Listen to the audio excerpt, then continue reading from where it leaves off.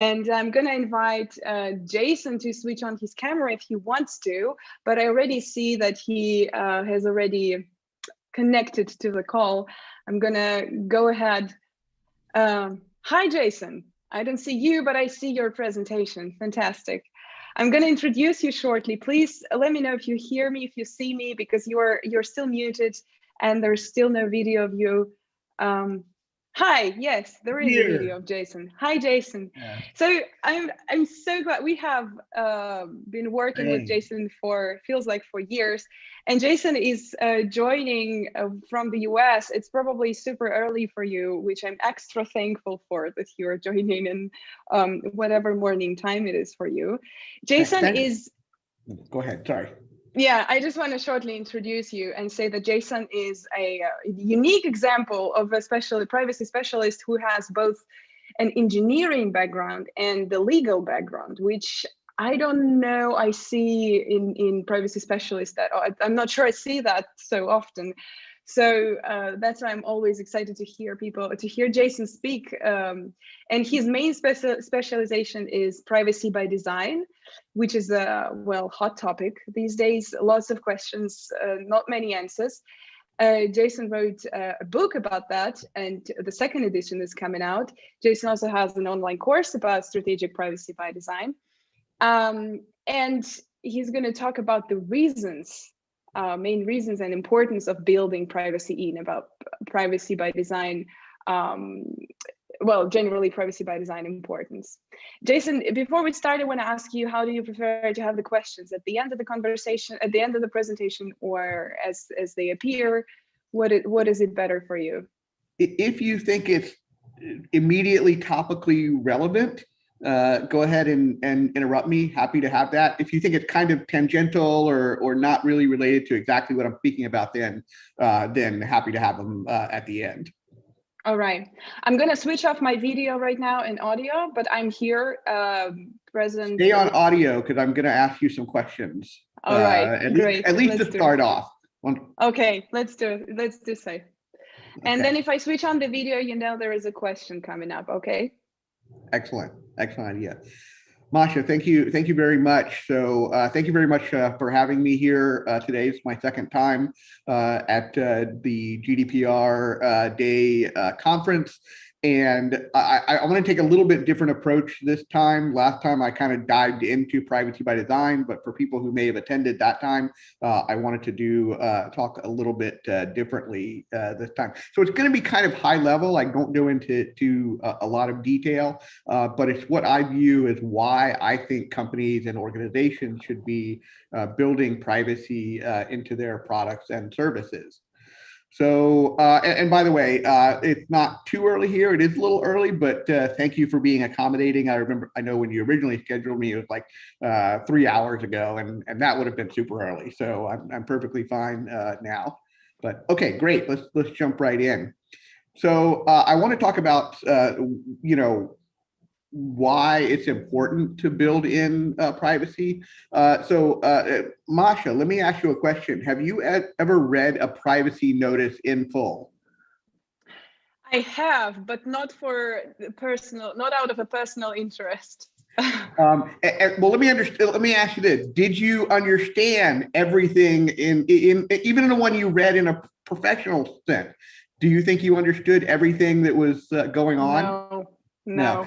I don't think I ever read a privacy policy or privacy notice that I read and completely understood right away everything that they said. I don't think right, because there is, it's very hard to convey. I mean, organizations know what kind of information they have, they know what they're doing with that information, and it's hard to convey to people, especially who aren't in the same necessarily industry. They're going to use jargon and terms that they may completely understand, about ad tech and those sorts of things that the average consumer or even the above average consumer like yourself, who are very privacy savvy, may not quite get in terms of their relevance and what the risks are. So there is an information imbalance. There is an imbalance between what the organization knows and what the individual knows, even if they try their very best to convey it. just because of, again, a difference in understanding of the terms and the market. So that's the first reason that you should think about, you are in a better position because you know what's going on as opposed to the individual. So next question for you, Masha, and I think we've kind of already answered this, but you've kind of skimmed through privacy notices, but obviously you haven't read every privacy notice of every service that you use. No, not even close. Even when I started working in privacy. You know privacy. Don't you want to read every privacy notice? Why haven't you done it?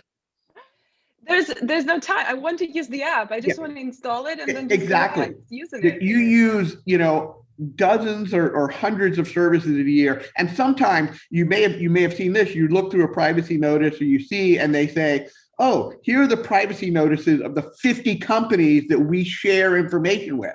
And it's just no way that you could click on the privacy notices of all of those 50 companies and read everything they're doing. There's just not enough time in a day. I mean, there was a survey done from 2014, I think it was. I mean, so quite a while ago, that showed it would take the average consumer 73 days out of their year to read every privacy notice. Not comprehend, not understand, but just literally in terms of like reading time of reading. I don't know what they did, 8 hours a day, or it wasn't 24 hours a day, but a reasonable amount of your waking hours. It would take 73 days. That was in 2014, 7 years ago. And the industry of the market has only exploded in terms of time. So you simply don't have enough time. Now, from an organization's perspective, if they are writing a privacy notice or doing something with regards to privacy, they can leverage economies of scale. They can do things, if they spend an hour of time and leverage it across thousands or millions of consumers, that's only a fraction of a second per person. Whereas from a consumer's perspective, if they have to spend an hour understanding the privacy notice or understanding what's going on, or doing something like using a strong password, or making sure that they have all their settings turned off so that they're not sharing data inappropriately, that's thousands or millions of hours across the market, across the society. So it's just better for an organization in terms of efficiency in the world. Instead of making consumers spend millions of hours, they can spend a few hours making their product more privacy friendly, and it's better for everybody overall. So there's this time imbalance between consumers and organizations who can leverage economies of scale. Okay. Final question for you, Masha, and then I'll let you not have to keep going back and forth here. But do you have a mobile phone? I do, right here. Okay. How many mobile phone providers are there in your area? I think 3 main ones, but they all kind of are dependent on one of them. It's a very monopoly close situation. Well, even with 3, so if you didn't like one of the terms and conditions in your mobile phone service, if they had a condition that said, "Hey, we're going to track you everywhere you go, and you consent to this by signing up for our services," and you wanted to negotiate with them, and you called them to say, "Hey, I love your service. I want to use it, but I don't like this contract term." What would they say to you? They would, well, how do I put it politely? There's no way of them agreeing to my terms. No, not in the life. Right. So you are at a disadvantage, a power disadvantage, because they can do without your business. You are one consumer amongst millions, and frankly, they don't need your business. Whereas you are dependent on them. There's only 3 service providers, and they probably all do essentially the same thing in terms of putting themselves in the term. Now, this isn't to say that they should go and negotiate with every consumer. That's not practical from their standpoint. It's just too cost effective. but they shouldn't use this power imbalance to take advantage of the situation. Now, the situation may be different where you are in Europe with GDPR and you have certain rights, but in the United States, essentially, since we don't have a general privacy law or holistic data protection law, we are limited in terms of our recourse and in terms of what the company can do. So if they said to me, we're going to track your location, we're going to sell, all sorts of information about you, I would be stuck. Now, we do have some requirements under, now I can't think of the telecom law, but there is a special customer subscriber data. So they have certain rules about like selling like phone call data, like who's calling who. But in terms of the capabilities of smartphones and like internet services, this is why, for instance, Verizon was caught, they were selling location data, and they were actually, before a lot of the web went to HTTPS, they were using the insecurity of HTTP to inject JavaScript and basically put a cookie on your phone so that they could track all the websites you went to and all the domains, helping build a dossier of customers, and also had the advantage of knowing your phone data, like location, so that they could say, oh, people in this area are going to this, these websites and stuff. So it was very, very, very powerful. So if you look at these three, the information imbalance, the time imbalance, and the power imbalance, organizations are simply in a much better position to do something about privacy than consumers. They know what they're doing and they understand the risks, or can take the time to understand the risks, and they can leverage economies of scale, and they're in a better position not to exploit that power difference between them. So this is kind of the why should they build privacy in, or at least from a moralistic standpoint, that they're just in a better position to do it. But let's talk about some of the benefits that they would gain besides being in the right and doing the right thing. First off, legal compliance, right? We are here on the third anniversary of the start of the enforcement of GDPR 2021. And so we wouldn't be here except for the law and discussing that. So in GDPR, Article 25 concerns data protection by design and default. And within that, I put up the text here. I won't read it, but I will read the highlighted portion. It's important for companies to build in privacy or build in data protection at the time of the determination of the means of processing. That means when you're doing it during the design, not once you've built it, not as an add-on, not as something to do, after the fact or think about it or retroactively, or even set your settings and configuration. But when you are designing your product, service, business process, whatever processes data, you need to think about privacy. So it's a legal compliance obligation.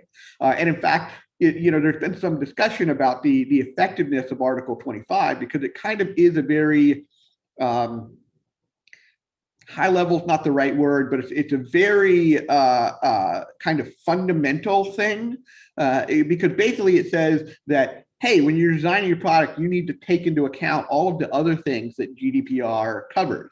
Proper use of information, use limitation, security. I mean, all the different aspects of GDPR, you need to take it up front. Does it have its own effect? Well, sure. If you end up that you happen to do some of GDPR or are able to scramble, like for instance in providing access to individuals to their information, you may be able to like barely squeak by in compliance. But if you haven't built it in up front, if you haven't built that capability or understood in designing your product that you need to provide access to individuals, data subjects to their data, then you're not complying with Article 25 about thinking about the design up front. So there is this legal compliance option. Now, GDPR is not the only law in Europe. It's not the only law in the world.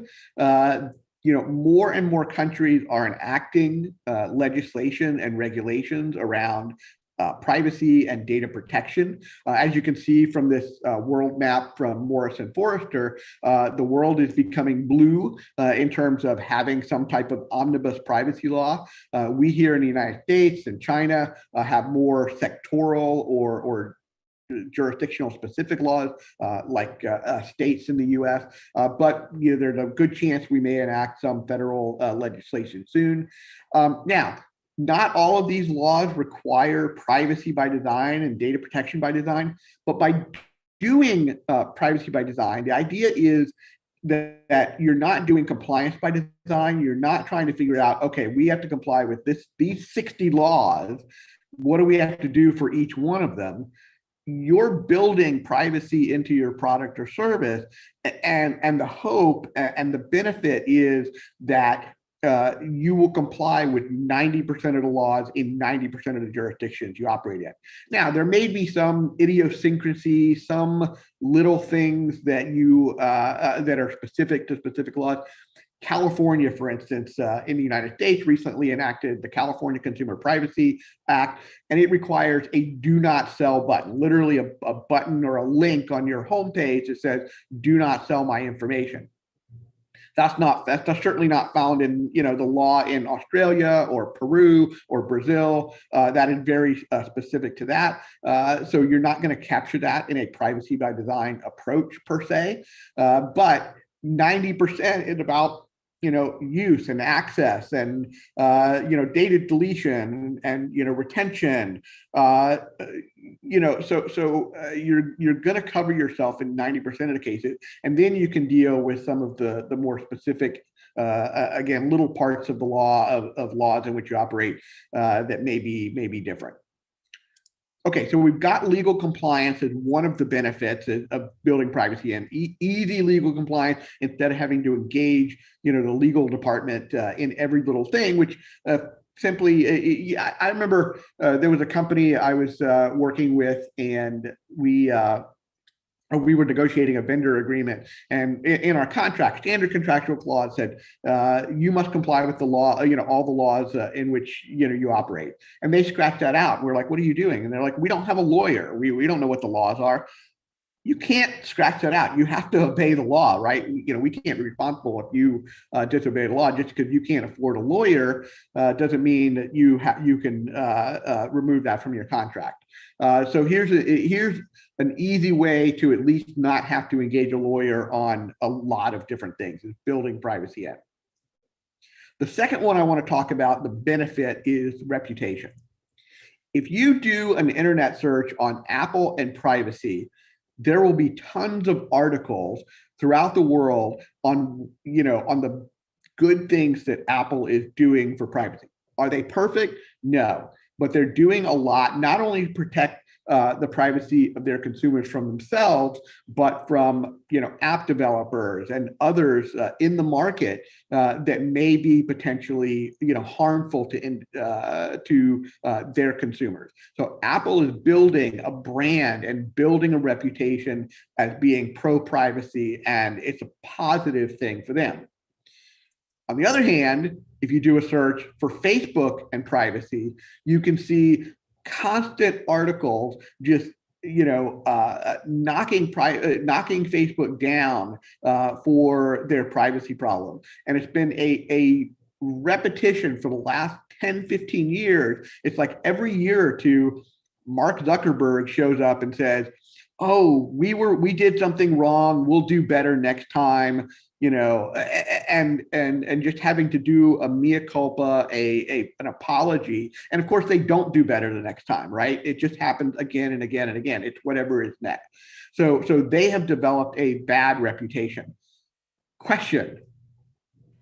Not a question, but a comment to that. We were or me personally at least, was very interested to have a panel discussion on that conference about this whole, show that we are looking at right now, Apple versus Facebook. Once, for those of you who don't know the context, Apple introduced our latest iOS introduced the features or the requirements for apps that really don't go well together with the business model of Facebook, which is monitoring people and then targeting ads to them. And so I really wanted to have a panel discussion about that and about what is the, not really picking sides, Apple or Facebook or who is doing what. Is it really Apple being a white and nice and not, playing the good side, and Facebook playing the bad side?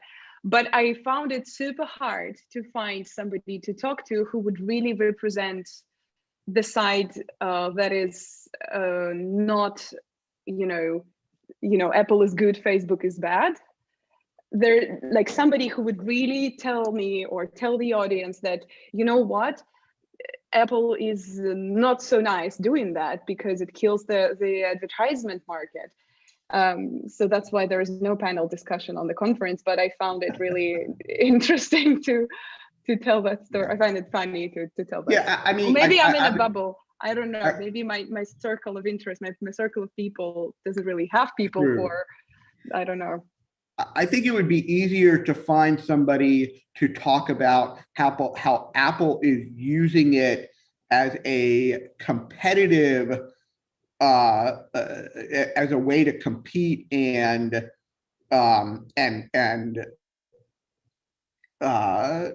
destroy is too strong a word, but certainly like push Facebook down from being a major competitor of Apple.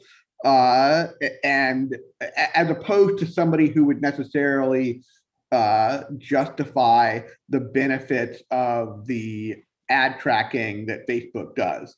So you could do in other words, you could probably find somebody who would paint Apple in a bad light as using this as as a monopolistic, anti-competitive market thing to try to crush a competitor, as opposed to somebody who would argue for Facebook. I mean, not to say that there aren't people who are arguing for Facebook's right to track, but I think it would be easier to find that. And one of the problems is Facebook has kind of painted themselves in the corner. And I'm actually going to get into this just briefly or in a second. But going back to the reputation thing, there's a Wikipedia page of all the privacy concerns of Facebook. I mean, how bad do you have to be that somebody has developed, or multiple people have basically built a Wikipedia page around all of your problems that you've caused in the last decade around privacy? I mean, it's fairly, again, they've done it to themselves by not taking it seriously. And I'll get to that in a minute, but I do want to talk about competition more. So there are more and more companies who are taking a privacy-first approach. We talk about Signal versus WhatsApp, and something like a month ago when WhatsApp was changing, which is owned by Facebook, was changing its privacy policy, Signal got like 50 million new people using it, and it was crushing their servers. Services were really slow because people were switching because they were concerned about their privacy. And there are more and more companies that are taking a privacy-first approach.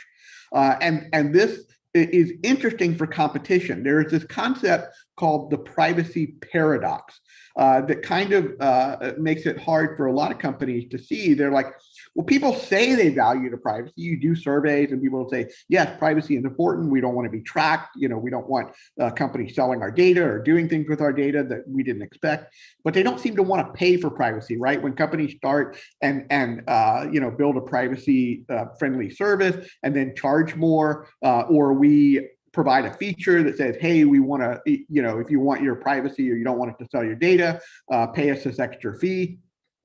And these seem to be at odds. If people value their privacy, why aren't they willing to pay?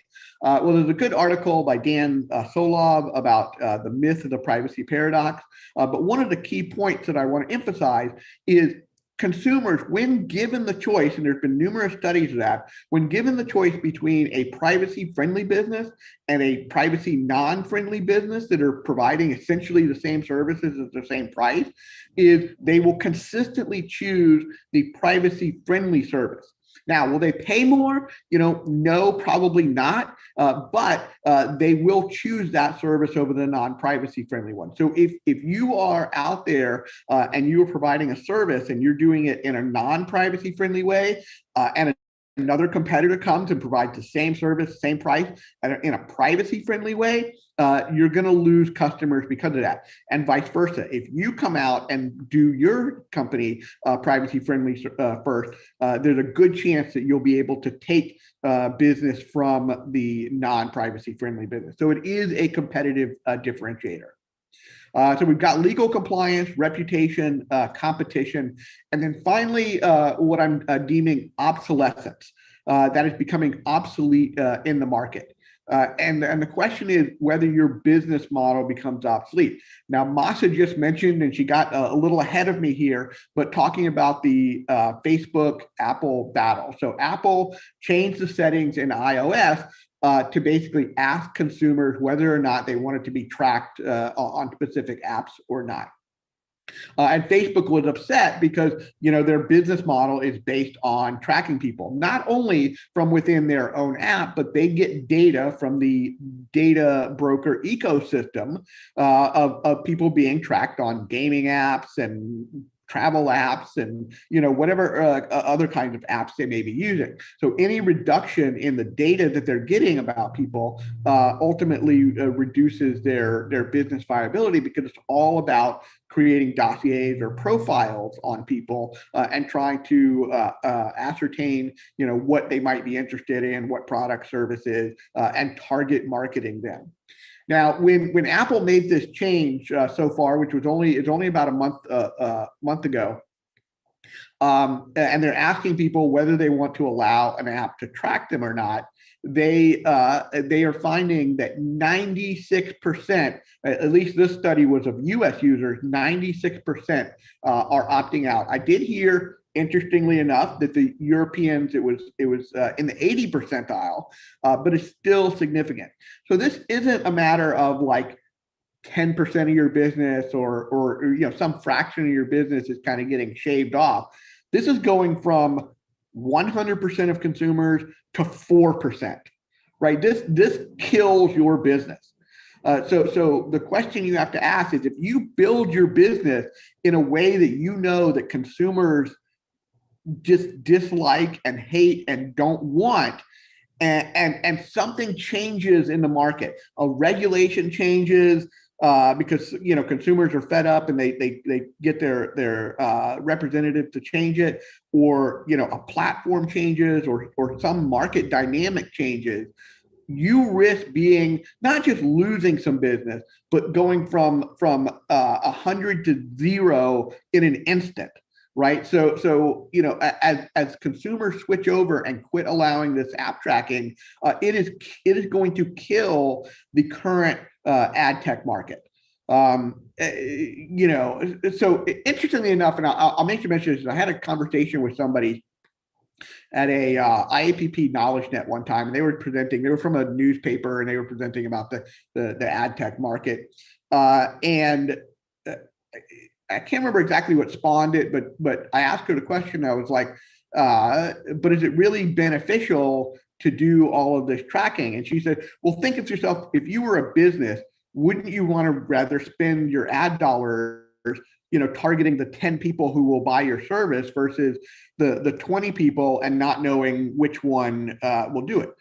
The problem is, so used to the old argument in the ad business was, I'm spending twice as much as I should be because I'm having to reach an audience that only half of them are interested in my product. But I don't know. The problem is I don't know which half is the one.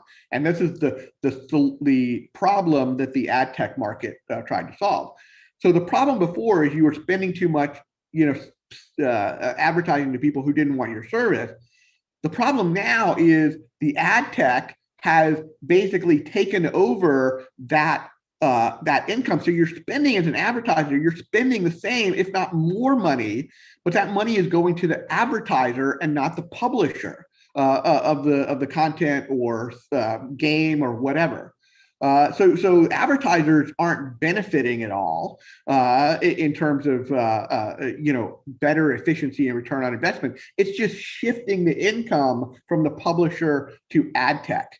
And at the expense of consumers who are getting tracked and targeted and manipulated, into buying things. So it's not necessarily a good thing. But that's kind of a sidetrack. Going back to, if you build a privacy unfriendly business, you risk obsolescence. You risk becoming obsolete in an instant. You may make some money for a while, but there is that risk. Okay, so let's kind of summarize here what I view as the benefits of doing privacy by design, data protection by design, building in privacy and data protection from the front.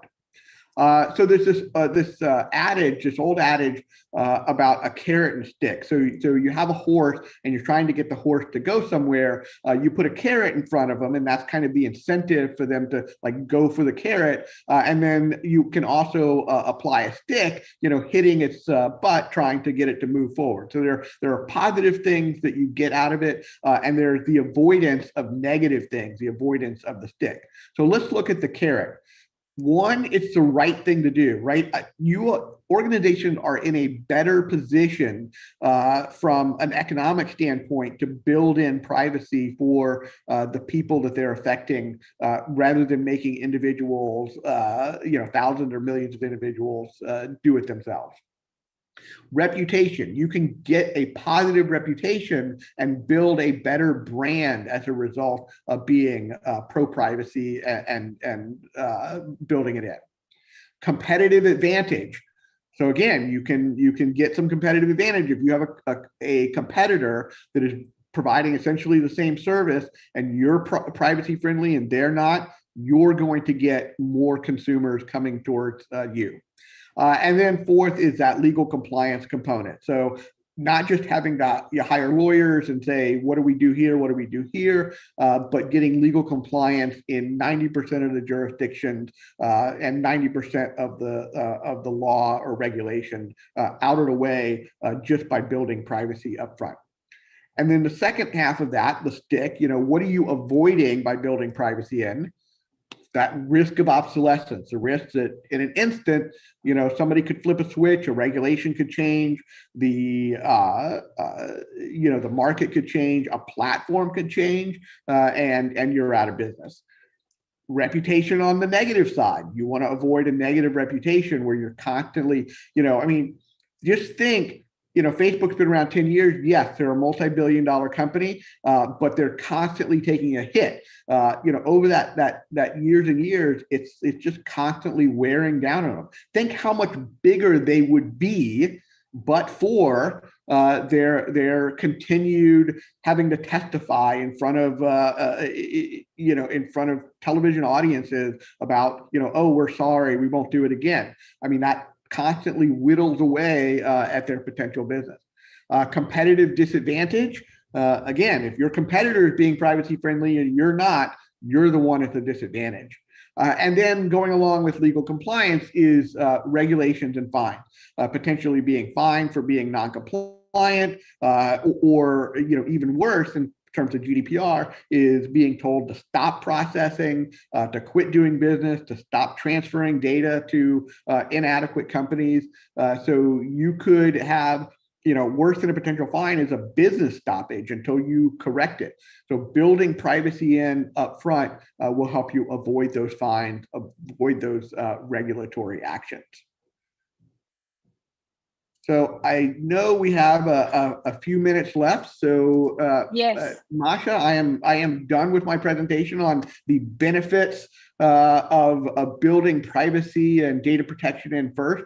I know this wasn't. And I mentioned I caught the tail end of the previous speaker and about competitive advantage. I definitely think it is a potential competitive advantage here being privacy first.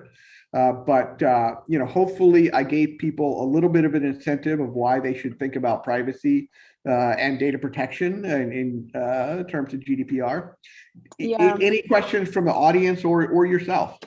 Yeah, there is. Well, first of all, there is a comment from my side. I really appreciate how talking to you about privacy usually goes beyond the reasons of, let's do it because the law says so, but also, there is practical reasons, there is ethical reasons, there is financial reasons, and I really, really appreciate that you highlighted them in the presentation. And Yes. there is one question that I don't know if one can answer it in what we have 8 minutes left. But it's still a fantastic. Oh, there is more than one, I guess. Anyway, so one of them is, if there are a lot of processes and products in a company, how it is better to organize a privacy by design approach, especially when a DPO cannot take part in the assessment of each process. Okay, so let me rephrase the question if I understand it correctly. There are a lot of products and services that a company may be making. How do you do an approach, that doesn't involve the data protection officer or somebody in a privacy officer engaging, I guess, each product in? Yeah. In each process, yeah, exactly. Yeah, I guess. Excellent question, and a consistent problem, because the privacy team may be very small, 1, 2, 3 people, in larger company, maybe a little bigger, but they can't be in every every development meeting, every engineering decision. They can't be involved. So the best approach is to get awareness and some level of understanding within your staff, within the people who are making decisions at the bottom line, the developers, the architects, the product managers. They don't all have to become privacy experts, but they need at least enough understanding to make some decisions on their own, and then to know when they need help, so that they can go to that data protection officer or go to the privacy department and say, hey, I think this might be a problem. So how do we work this out? Because if they don't know the right questions to ask, then they aren't asking the questions, and it won't be until the product or service is released that you have that come out. Great. And then there is another question, that is how to get a CEO interested in privacy by design. I see no motivation in my company to change something. It seems to be a common problem. Yeah, so I get this question a lot, and unfortunately, I don't have the best answer. And that is because, luckily or unluckily, my engagement with companies is, I suffered the same frustration when I was working in like a regular job. It's like, here's all these great ideas. Even a consultant, I'll bring a company, here's what you should be doing. And they're like, yeah, that's great. And then they file it away in a filing cabinet, right? So I have the enviable position that most of my clients are taking a privacy first approach, and they know they want to be privacy first. They just don't know what to do. Unfortunately, if you don't have that leadership component, it's really hard to get traction. If you're working, and I hate to use Apple as an example, but it's the one that's most ubiquitous for everybody because it's in the news, and most people are familiar with Apple. But if you're working at Apple and you say to your manager or director, hey, I'm gonna do this to the product feature because it's more privacy friendly, you're probably not going to get a lot of pushback. I mean, there may be some situations, but you're probably not going to get a lot of pushback, because Tim Cook, the CEO of Apple, is out there promoting privacy and saying Apple is a privacy first company, and the marketing department is out promoting privacy as an Apple brand issue. So you're not going to get so unless you have that leadership component, it's really, really hard. And I haven't found a solution for convincing leadership. I mean, you can certainly, talk to them about these advantages, but if they don't have that light bulb go off, it's just unfortunately it's almost impossible to change people's steer. It's almost impossible to steer the Titanic away from the iceberg. Yeah. Yeah, totally get that. I totally agree. I also don't always or almost never have an answer to that. But I'm hoping that your presentation and the reasons that you mentioned about the importance of privacy by design, at least that helps to kind of direct at least our thinking in that direction, at least you know, to raise the awareness among us ourselves. Yeah, Anyway, definitely. thank you very much, Jason. As always, great presentation and always great talking to you.